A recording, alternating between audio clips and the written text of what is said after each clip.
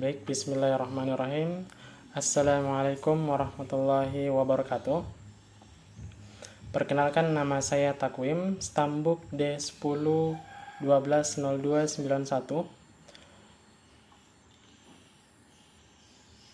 Video kali ini untuk pemenuhan tugas hukum pemerintahan desa, kelas BT11. Adapun materi yang ingin saya jelaskan pada kesempatan ini adalah tentang penyelewengan dana desa. Baik, adapun pokok pembahasan kali ini adalah penyelewengan dana desa yang terjadi setelah penetapan Undang-Undang Nomor 6 Tahun 2014 tentang Desa, yang dilengkapi berupa kronologis kasus dan metode penyelesaian kasus. Bagian pertama, Peraturan Pemerintah Nomor 60 Tahun 2014 tentang dana desa yang bersumber dari anggaran pendapatan desa dan belanja negara.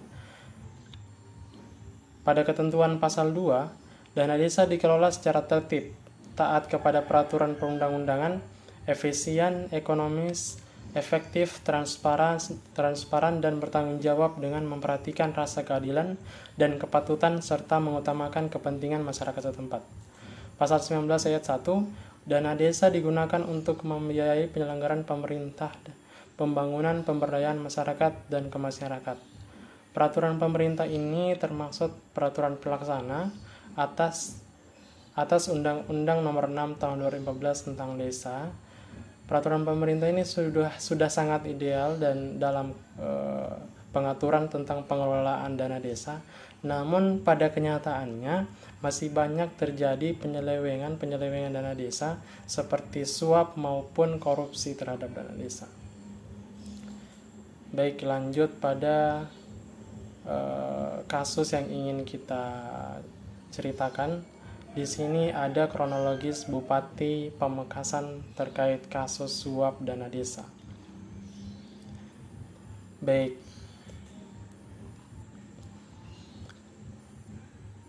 kronologi terjadinya kasus itu berawal dari adanya laporan Lembaga Swadaya Masyarakat LSM kepada Kejari Pamekasan mengenai dugaan korupsi yang dilakukan Kepala Desa Dasokan Agus Mulyadi terkait penggunaan dana desa untuk proyek pengadaan di desa tersebut senilai 100 juta.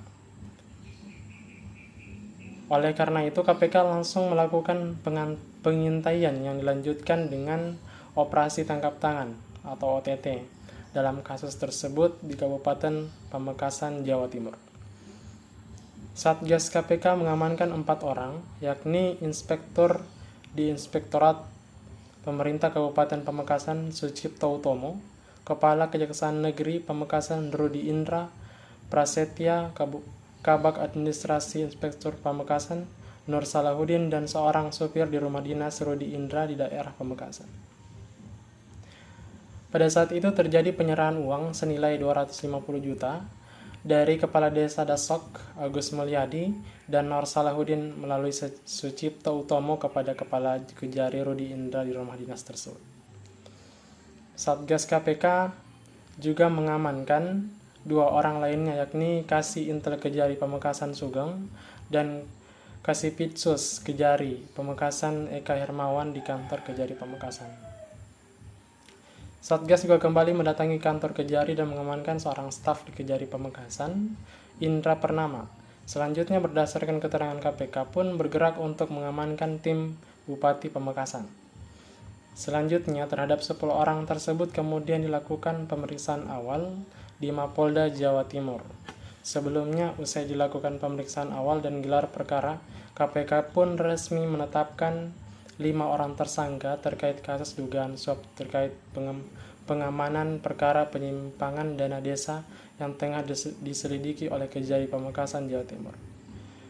Kelima orang yang telah resmi ditetapkan tersangka tersebut yakni Kepala Kejaksaan Negeri Pamekasan Rudi Indra, Bupati Pamekasan Ahmad Safi'i, Inspektur Pemerintahan Kabupaten Pamekasan Sucipto Utomo, Kepala Desa Dasok Madura Agus Mulyadi, serta Kabak Administrasi Inspektorat Pamekasan Nur Salahuddin. Baik, itu kronologi singkat dari Bupati Pamekasan terkait kasus suap dana desa. Lanjut ke slide selanjutnya. 3 orang tersangka yakni Secipto Agus Mulyadi dan Nur Salahuddin disangkakan melanggar ketentuan pasal 5 ayat 2 huruf A atau huruf B atau pasal 13 Undang-Undang Nomor 31 Tahun 1999 sebagaimana diubah dengan Undang-Undang Nomor 20 Tahun 2001 tentang pemberantasan tindak pidana korupsi. Ahmad Syafi'i yang diduga menganjurkan pemberian suap ini dijerat dengan ketentuan pasal 5 ayat 1 huruf A atau huruf B atau pasal 13 Undang-Undang Tipikor. Junto pasal 55 ayat 1 ke 1 KUHP. Sedangkan Rudi yang menjadi tersangka penerima suap disangkakan melanggar pasal 12 huruf A huruf B atau pasal 11 Undang-Undang Pemberantasan Tipikor. Sekian dan terima kasih, semoga bermanfaat. Billahi taufiq wal hidayah. Wassalamualaikum warahmatullahi wabarakatuh.